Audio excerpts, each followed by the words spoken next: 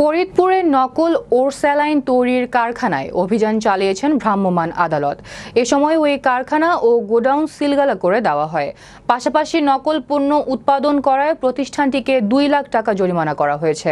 মঙ্গলবার রাতে জেলা প্রশাসনের নির্বাহী ম্যাজিস্ট্রেট ASM শাহাদাত হোসেনের নেতৃত্বে একটি দল সদর উপজেলার কানাইপুর ইউনিয়নের হোগলাকান্দি এলাকায় রূপা ফুড প্রোডাক্টস নামের ওই খাদ্যপণ্য তৈরি প্রতিষ্ঠানে অভিযান চালায়। ভ্রাম্যমাণ আদালতের নির্বাহী ম্যাজিস্ট্রেট ASM শাহাদাত হোসেন বলেন, প্রতিষ্ঠানটি কোনো ধরনের অনুমোদন না নিয়ে নকল ওরস্যালাইন ও শিশু খাদ্য তৈরি করছিল। ভোক্তা অধিকার আইনে কারখানা ও গোডাউন সিলগালা করে 2 লাখ টাকা জরিমানা করা হয়েছে।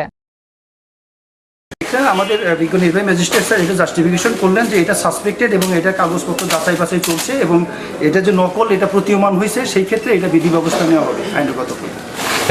জেলা প্রশাসনের ম্যাজিস্ট্রেট আছি আমি দেশে আমরা এখানে মোবাইল পরিচালনা করি। মোবাইল পরিচালনা করতে আসে আমরা দেখি তারা স্যালাইন বানাচ্ছে। এই স্যালাইনের প্যাকেটটা দেখে আপনাদের কি মনে হচ্ছে? এটা তো স্বাভাবিক দৃষ্টিতে দূর থেকে দেখলে কি মনে হয়?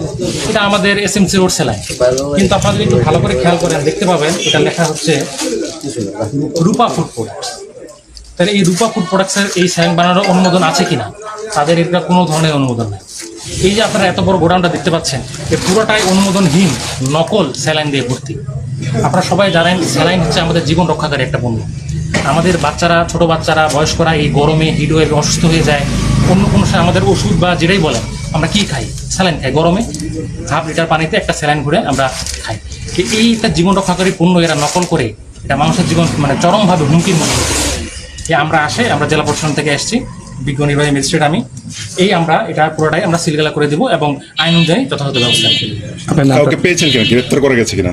এখানে পাওয়া গেছে, আমরা এখন আইন অনেক ব্যবস্থা নিব।